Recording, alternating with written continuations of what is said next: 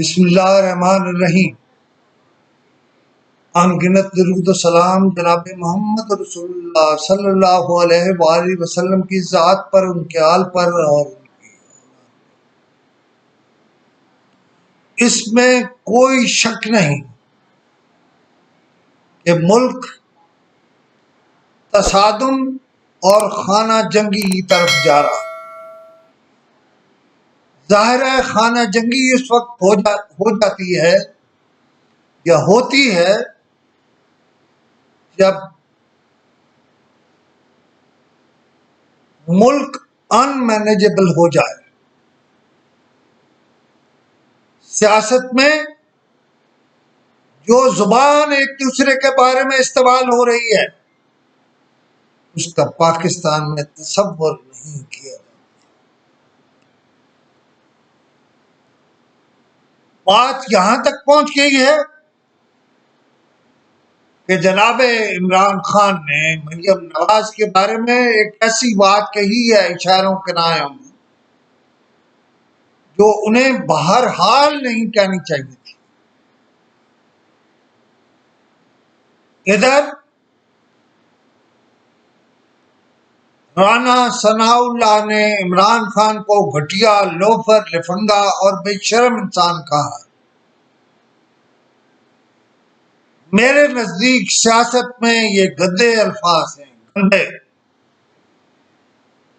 और दोनों तरफ से, एक तरफ से, दोनों तरफ से गंदे अल्फाज का इस्तेमाल मामूल बन गया।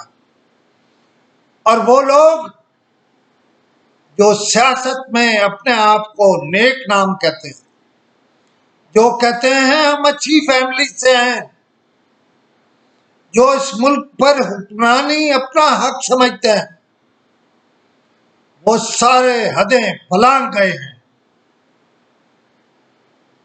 इसका कौन नोटिस लेगा? मैं नहीं समझता आप किसी नोटिस की जरूरत है। सुप्रीम कोर्ट आज खुद नोटिस ले रही है, लेकिन क्या मुल्क में गाली के इस रिवाज पर कोई नोटिस होगा? कोई भी है, इमरान खान के लोग हैं या पीटीएम के लोग, इनकी जुबानें बंद करें। हमारा मुल्क एक इस्लामी नजरियाती मुमलिकत है। क्या इस्लाम में इजाजत है गाली की?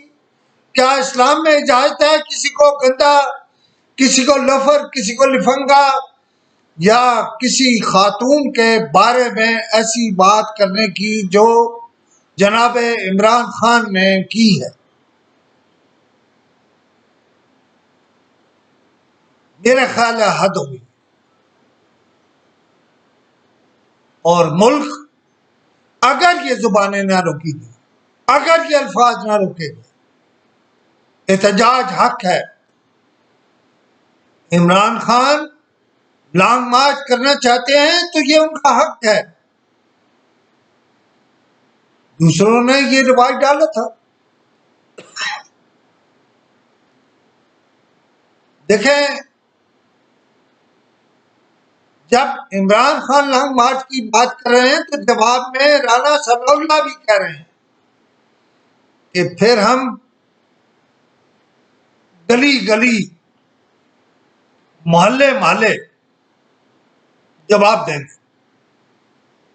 मैं समझता हूं ये तरीके से खाना जंगी की बात हो रही है, और खाना जंगी हुई तो कुछ नहीं रहेगा,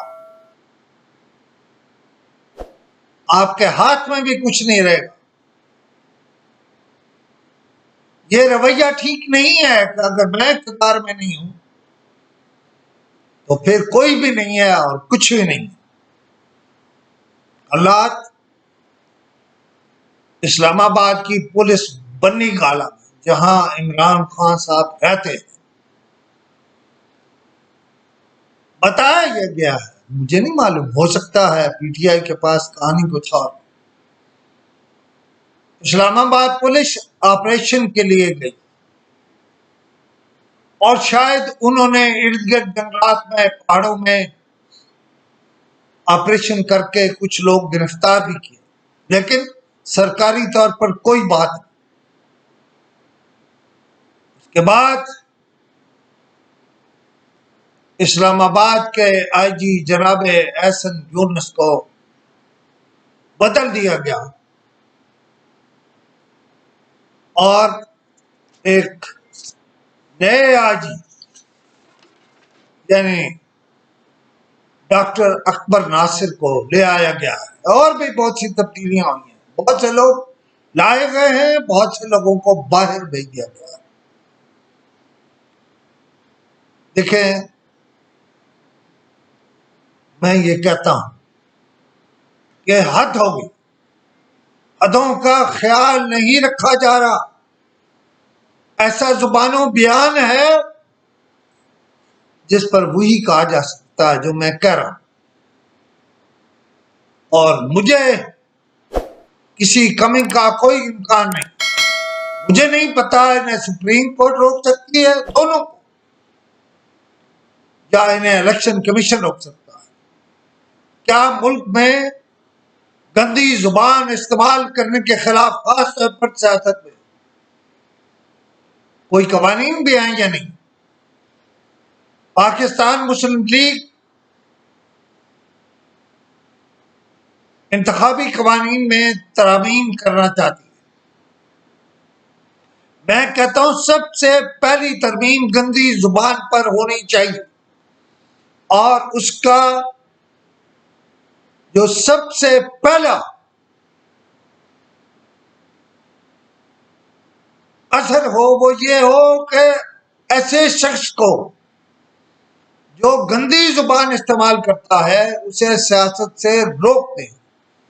वो सियासत में कुछ नहीं कर सकता और पूरी जिंदगी के लिए उसे नाअहल कर दें, इसलिए कि जिसकी जुबान से कोई महफूज नहीं, हाथ तो दूर की बात है, वो कैसे पाकिस्तान का वफादार और मोहम्मद रसूलुल्लाह का उम्मती हो सकता है जो खुलेआम गंदी जुबान इस्तेमाल करता है। बहरहाल आज की इस गुफ्तगू का नतीजा यह है कि मैं नहीं समझता कि ये जुबान इस्तेमाल होती रही इस मुल्क में जमहूरियत का तसलसल बरकरार रहेगा, और जमहूरियत का तसलसल बरकरार न रहने के जिम्मेदार सियासतदान होंगे।